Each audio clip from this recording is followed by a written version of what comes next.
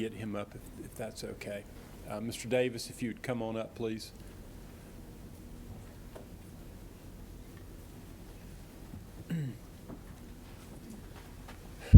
And Mr. Davis, if you would tell us your name, where you live, what you do, and I know you've been here a while, but tell us your concerns. All right. Thank you for having me, everyone. Pleasure to speak with you today. My name is Mark Davis, and I'm the president of Data Productions. The committee has a copy of my sworn affidavit. For the sake of time, I've kind of boiled it down to maybe a 3 or 4 minute presentation, and hopefully I won't get too far in the weeds with you here. I'm certainly going to try to keep your attention. I've been working with voter data for more than 30 years. I've testified as an expert witness in a total of 5 election disputes. When I processed an update to my copy of the Georgia database I received in August, I saw hundreds of thousands of voters whose name and address records matched against USPS National Change of Address records. I've been seeing similar numbers for many years now. My understanding of the core issue is that every state in the union is permitted to address those issues in accordance with the provisions of the 1993 National Voter Registration Act. The Act permits a Secretary of State to mail a voter with an NCOA match at both their old and new addresses to obtain confirmation of the change of address, but as a practical matter, when that happens, those requests are often ignored. The only other remedy available to a Secretary of State under that law is to allow the voter's registration to age out of the system for inactivity, which can often take years. The net effect of all that is our Georgia database always contains hundreds of thousands of people who have filed changes of address with the USPS stating they have moved away from the address shown on their voter registration records, and that opens up a Pandora's box of potential issues. I have recently completed NCOA processing on another copy of the voter database I obtained just last week. It showed approximately 267,255 voters who have told the USPS they were moving to an address out of state. Some of those will no doubt be students and people serving in the military who intend to return to Georgia, and of course, lawfully they are permitted to vote. I show just under 15,000 of those out-of-state movers voted in our November general election. The NCOA processing also revealed approximately 313,000 or so voters who moved within the state of Georgia. Those who move within a county can still vote in that county and update their registration as required. However, of those who moved within the state, I'm showing 122,000 or so who moved across county lines.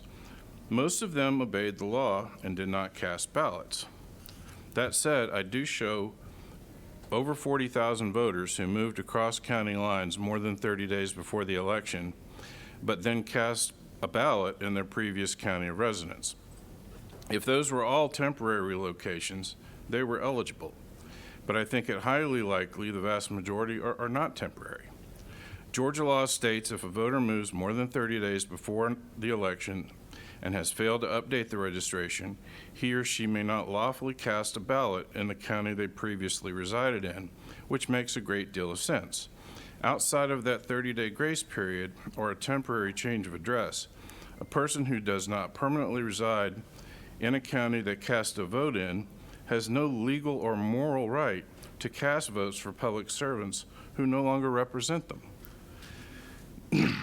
A person who moves across county lines more than 30 days before the election and fails to update their registration is no longer allowed to cast a vote in their old county and at the same time is not properly registered to vote in their new county.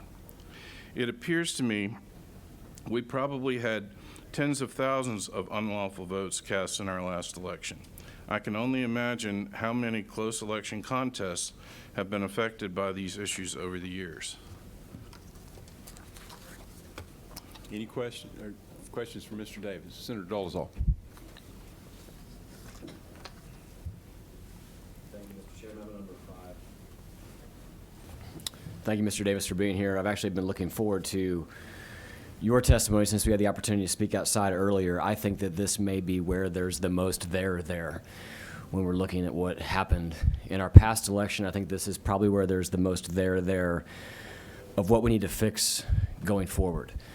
I'd like for you, if you can, to highlight for me some locations where in your data you've seen hundreds or even thousands of people registered to vote from the same address. Well, I ran that query just last night, and there's one homeless shelter that I believe that counts over 2,000. Several on the list are homeless shelters, and you see hundreds or even thousands of voters there. Now, I'm told that that's encouraged. I try to think through that in my head, and I see lots of potential for fraud there. It's a concern for me. If just anybody can go register at a homeless shelter and vote, I don't know. I think that's something we need to be looking at. To be honest, I've been more focused on these change of address and residency issues lately. So let's talk about those for a second.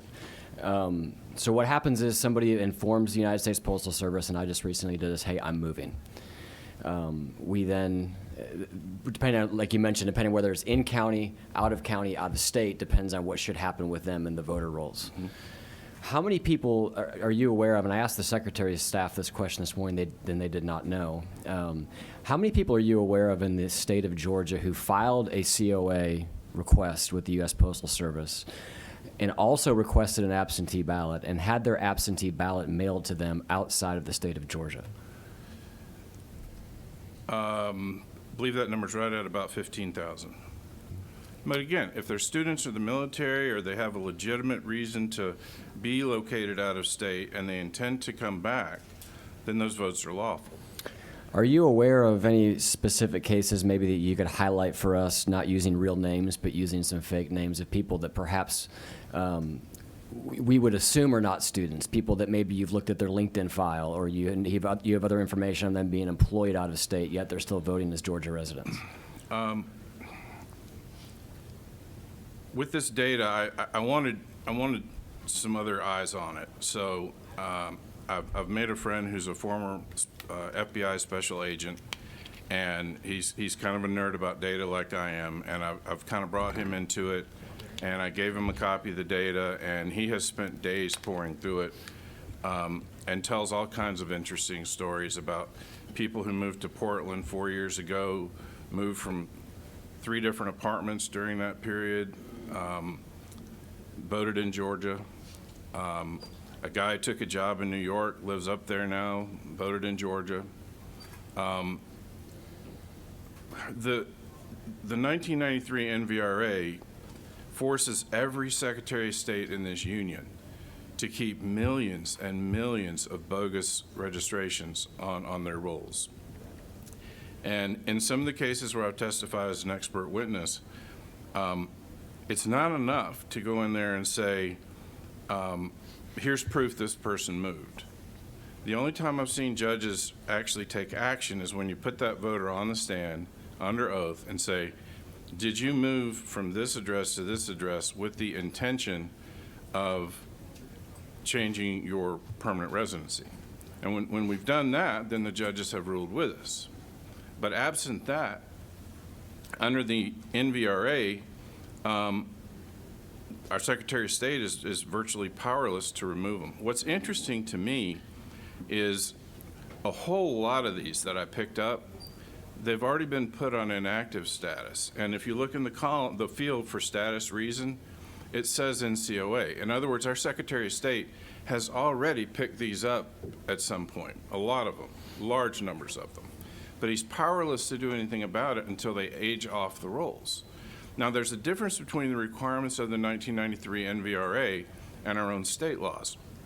If you read 21.2, 217, and 218, our residency requirements for actually casting a vote are pretty crystal clear, okay?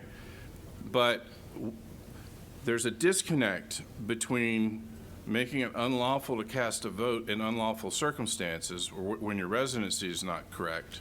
There's a difference between that and actually cleaning up the rolls here, because there's just a lot of room for a lot of issues there with all this, all these bogus voters on our rolls still. I mean, some of these folks that are registered here are no doubt registered in other states. We don't know because we don't have a national registry. In my view, our federal government should create one. If you're a New York snowbird and you spend your winters in Florida, you should be able to still vote in New York. But the minute you decide Florida's your home and you register to vote there, that information should go to a national voter clearinghouse and then straight to New York. And as soon as you've registered in Florida, you should come off the rolls in New York. The other thing we can do about it is get the Postal Service to change the way they do NCOA. They should ask, is this change of address temporary or permanent? And if they did just that, so we gather that data, and then we change the law and allow our secretaries of state to actually act on it, we could go a long way towards cleaning up this problem. You mentioned earlier that approximately 40,000 people filed a change of address form from one county to a new county in the state of Georgia, yet voted in their old county. Is that correct? Yes, and see, there's Can I ask you actually a follow-up question real quick on that, if you don't mind?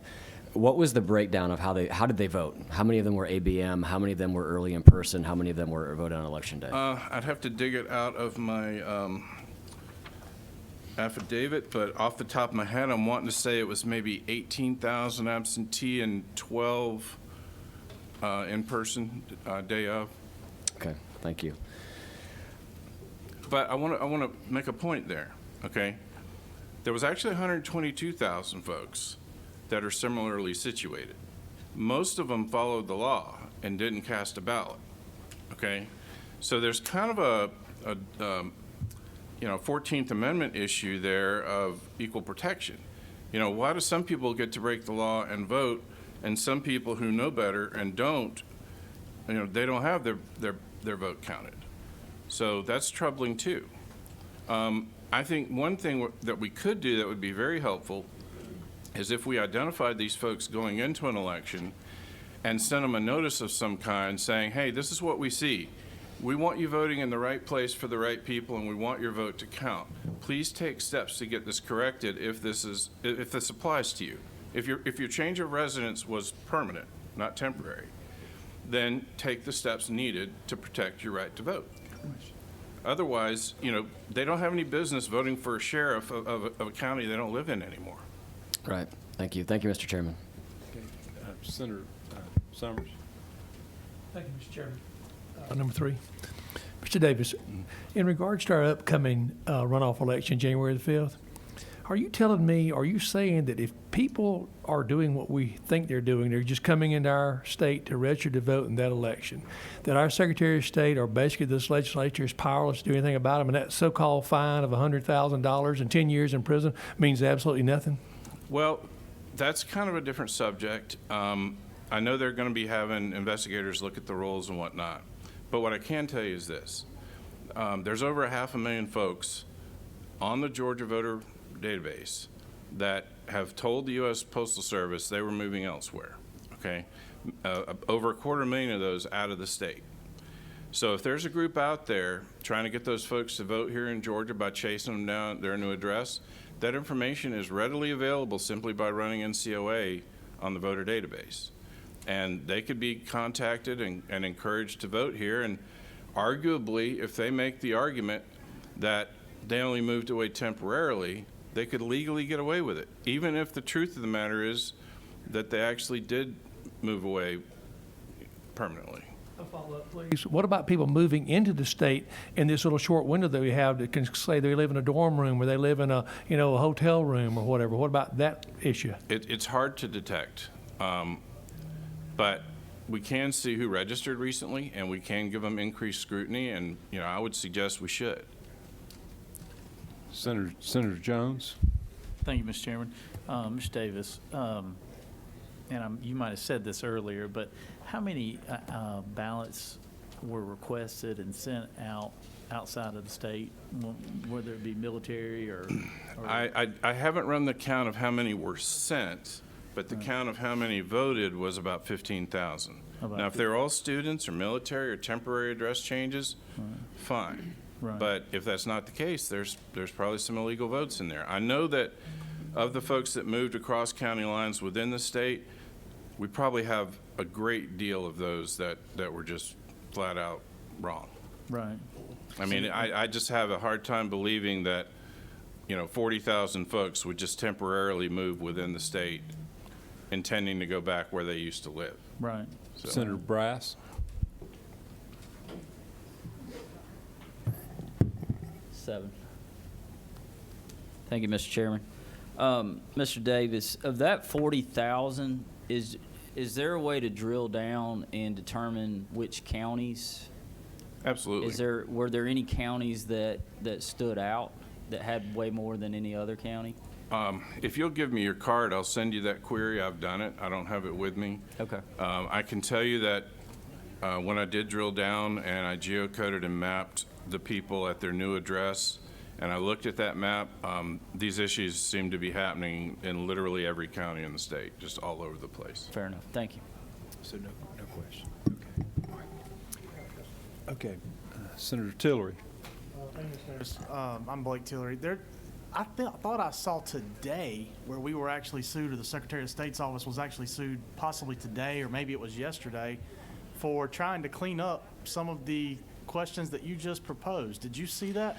I'm unaware of it, but I don't doubt it. This is the thing, I try to be fair to the Secretary of State, and he's handicapped by the 1993 NVRA. And if you look in my sworn statement that I filed, I've got a link in there to the DOJ website that's got a FAQ, frequently asked questions, and one of them explains what a Secretary of State has to go through just to remove a voter from our rolls who moved away 4 years ago. There was one case that I testified in up in House 28 where we found a guy who sold his house here, moved to North Carolina, and has been coming back here to vote for years, okay? And so I said to the attorney, well, why don't we get him in court? We can't have this. And he's like, well, subpoenaing somebody from out of state is tough and expensive, and we've got lower hanging fruit, so we'll just let it go. But that stuff happens.